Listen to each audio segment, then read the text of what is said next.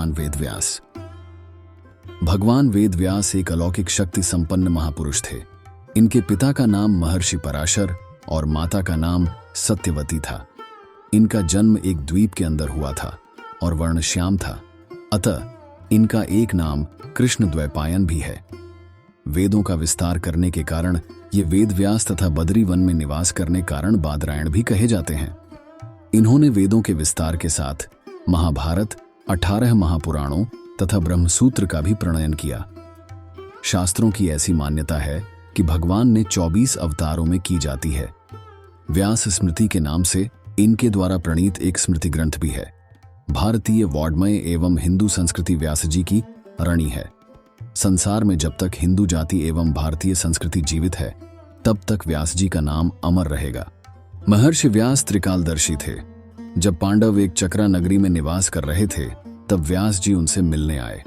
उन्होंने पांडवों को द्रौपदी के पूर्व जन्म का वृत्तांत सुनाकर कहा कि यह कन्या विधाता के द्वारा तुम ही लोगों के लिए बनाई गई है, अतः तुम लोगों को द्रौपदी स्वयंवर में सम्मिलित होने के लिए अब पांचाल नगरी की ओर जाना चाहिए।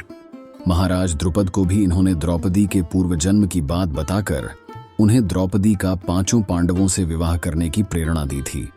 महाराज युधिष्ठिर के राजसूय यज्ञ के अवसर पर व्यास जी अपने शिष्यों के साथ इंद्रप्रस्थ पधारे। वहां इन्होंने युधिष्ठिर को बताया कि आज से 13 वर्ष बाद क्षत्रियों का महासंहार होगा। उसमें दुर्योधन के विनाश में तुम ही निमित्त बनोगे। पांडवों के वनवास काल में भी जब दुर्योधन दुशासन तथा शकुनि की सलाह से उन्हें मार डालने की योजना बना रहा था, तब व्यास जी ने अपनी दिव्य दृष्टि से उसे जान लिया। इन्होंने तत्काल पहुंचकर कौरवों को इस दुष्कृत्य से निवृत्त किया। इन्होंने धृतराष्ट्र को समझाते हुए कहा, तुमने जुए में पांडवों का सर्वस्व छीनकर और उन्हें वन भेजकर अच्छा नहीं किया। दुरात्मा दुर्योधन पांडवों को मार डालना चाहता है।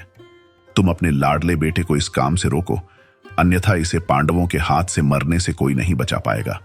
भगवान व्यास जी ने संजय को दिव्य दृष्टि प्रदान की, जिससे युद्ध दर्शन के साथ उनमें भगवान के विश्वरूप एवं दिव्य चतुर्भुज रूप के दर्शन की भी योग्यता आ गई।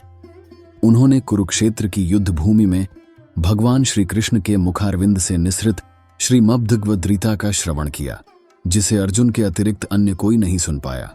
एक बार जब धृतराष्ट्र वन में रहते थे, तब महाराज युधिष्ठिर अपने परिवार सहित उनसे मिलने गए। व्यास जी भी वहां आए। धृतराष्ट्र ने उनसे जानना चाहा कि महाभारत के युद्ध में मारे गए वीरों की क्या गति हुई। उन्होंने व्यास जी से एक बार अपने मरे हुए संबंधियों का दर्शन कराने की प्रार्थना की। धृतराष्ट्र के प्रार्थना करने पर व्यास जी ने अपनी अलौकिक शक्ति के प्रभाव से गंगजी में खड़े होकर युद्ध में मरे हुए वीरों का आवाहन किया और युधिष्ठिर, कुंती तथा धृतराष्ट्र के सभी संबंधियों का दर्शन कराया। वैशंपायन के मुख से इस अद्भुत वृत्तांत को सुनकर राजा जन्मेजय के मन में भी अपनी पिता महाराज परीक्षित का दर्शन करने की लालसा पैदा हुई। व्यास जी वहां उपस्थित थे। उन्होंने महाराज परीक्षित को वहां बुला दिया। जन्मेजय ने यज्ञांत स्नान के समय अपने पिता को भी स्नान कराया। तदनंतर महाराज परीक्षित वहां से चले गए।